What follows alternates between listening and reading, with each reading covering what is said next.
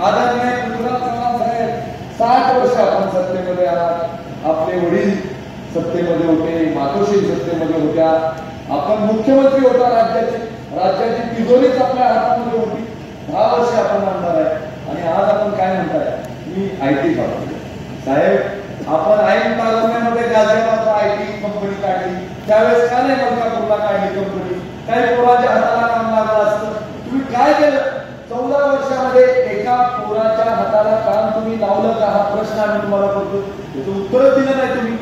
मी 20 दिवस छाती ठोकपणे सांगतोय की आम्ही इतकी कामं केली, तुम्ही काय केलं ते सांगा, तुम्ही त्याचं उत्तर देत नाही. तुम्हाला आम्ही विचारलं 2019 साली तुम्ही निवडून गेले, 19 पासून 24 पर्यंत तुम्ही काय काम केलं, तुम्ही काय म्हणता नॅशनल हायवे केलं. तुम्ही ऐकलं देवेंद्रजी काय म्हणते, नॅशनल हायवे विरोधी पक्षाच्या आमदाराला करता येतो का? त्या मला म्हणल्या की बाबा आता यायची गरज नाही, तर तुम्ही 22 वेळेला इथं आलेला आहे, आता आम्ही मतं तुम्हाला देणार आहे, तुम्ही नाही आला तरी आम्ही हॉस्पिटल करायचं शासकीय का बंद राहिलं, तर तुम्ही म्हणायचं आफ्रिकेमध्ये मंकी पॉक्स आला. काय करायचं आपल्याला, आफ्रिकेमध्ये मंकी पॉक्स आलाय ते बघतील आफ्रिकेची लोक, आपल्याला काय करायचंय, दिल्लीत काय झालं, कर्नाटकमध्ये काय झालं, तमिळनाडूमध्ये काय झालं, काय करायचं आपण बघूया ना. आपल्या गटरची कामं राहिली, सभामंडपाची कामं राहिली, रस्त्याची कामं राहिली, पाण्यात रस्त्याची कामं राहिली, याच्याकडे पुढे लक्ष दिलं, माता भगिनींच्या प्रश्नाकडे लक्ष दिले. मी मुख्यमंत्री माझी लाडकी बहीण ही योजना राबवण्यासाठी दिवस रात्र विधानसभेचं अधिवेशन झालं, अधिवेशनात लांबलचक भाषण केले की योजना परवडणार नाही, राज्य दिवाळखोरीत निघेल, योजना चालू शकत नाही, ही योजना निवडणुकीसाठी आणलेली आहे.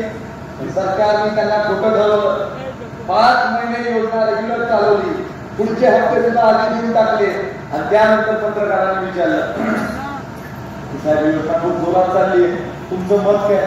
म्हटलं हे योजनाच आमची, आता योजना कशी काय तुम्ही बोलून बोलून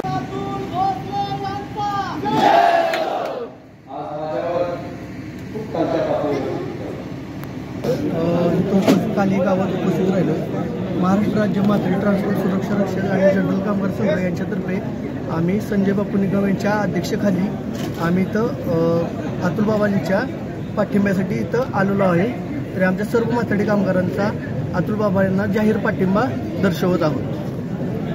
महाराष्ट्र राज्य माथाडी कामगार या माथाडी कामगारांचे संस्थापक अध्यक्ष माननीय संजय बापू निकम यांच्या माध्यमातून कराड दक्षिण विधानसभा मतदारसंघामधील हजारो माथाडी कामगार आज सातारा, पुणे, मुंबई या ठिकाणी माथाडीच्या माध्यमातून काम करत आहेत.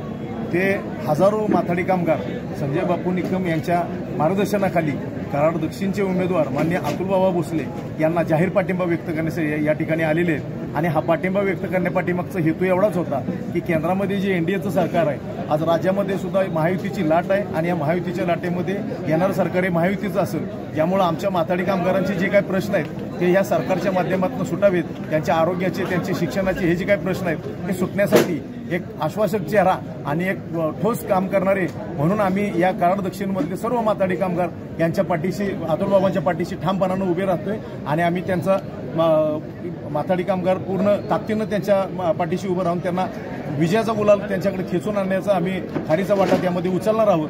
फक्त आमची विना अट आणि विना शर्तच त्यांना पाठिंबा असणार आहे. इथून पुढच्या काळामध्ये त्यांनी फक्त माथाडी कामगारांचे प्रश्न सोडवण्यासाठी त्यांनी विधान भवनामध्ये आवाज उठवावा एवढी मी माथाडी कामगारांचे संस्थापक अध्यक्ष संजय बापू निकम यांच्या माध्यमातून मागणी करतो आणि थांबतो. जय हिंद, जय महाराष्ट्र.